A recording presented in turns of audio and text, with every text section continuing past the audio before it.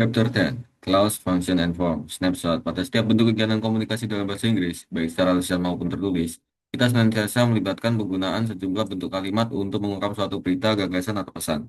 Pada setiap penggunaan bentuk kalimat, kita tidak akan terlepas dari penggunaan kata-kata words yang harus disusun sedemikian rupa menurut tata bahasa baku, grammar, yang berlaku dalam bahasa Inggris sehingga apa yang disampaikan menjadi mudah dimengerti dan tidak perlu khawatir akan terjadinya kesalahan penafsiran. Di dalam sebuah kalimat, kata-kata yang telah tersusun kemudian dikelompokkan menjadi beberapa bagian sesuai jabatannya masing-masing. Yang pertama, kata atau kelompok kata yang menduduki jabatan subjek. Yang kedua, kata atau kelompok kata yang menduduki jabatan predikat. Yang ketiga, kata atau kelompok kata yang menduduki jabatan objek atau komplement. Yang keempat, kata atau kelompok kata yang menduduki jabatan aku atau keterangan. Di sini ada tabel, dengan tabel alur subjek, predikat, objek, dan adverbnya.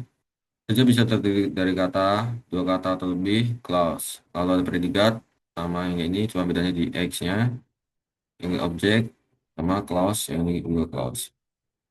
Di samping melakukan kata-kata dan sebuah kalimat sesuai dengan kedudukan di dalam bahasa Inggris, kita juga telah mengenal beberapa bentuk kalimat yang sangat populer, eh, sebagaimana telah dijelaskan pada buku pertama, yang simple sentence, compound sentence, complex sentence, dan compound complex sentence.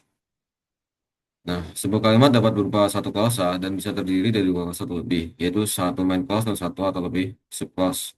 Ini ada contohnya: singer word, a pop singer phrase, a very famous pop singer phrase, one of the most famous pop singer in the world.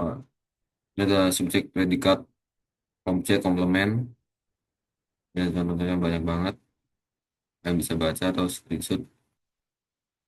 Dari beberapa contoh di atas dapat dilihat dengan lebih jelas perbedaan antara frasa dan klausa. Frasa adalah kelompok kata yang terdiri dari dua kata atau lebih, di mana belum terdapat bagian kata yang menduduki jabatan subjek atau predikat.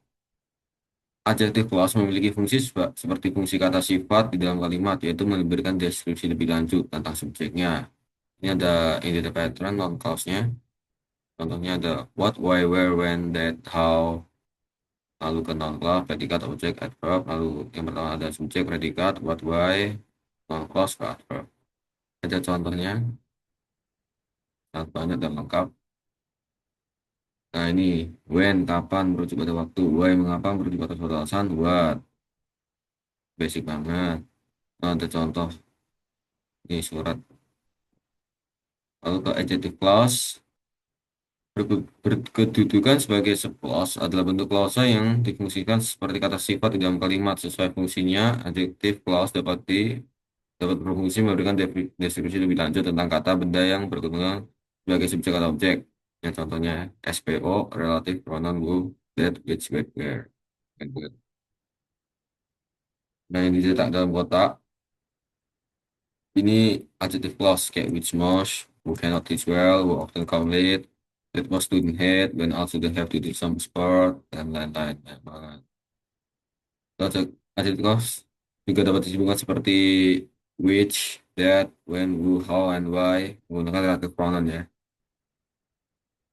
Lalu fungsi adjective clause juga memberikan deskripsi lebih lanjut tentang kata benda, time, place, reason, woman, when, time, where, place, why, mengapa, reason, alasan. Contoh-contoh juga.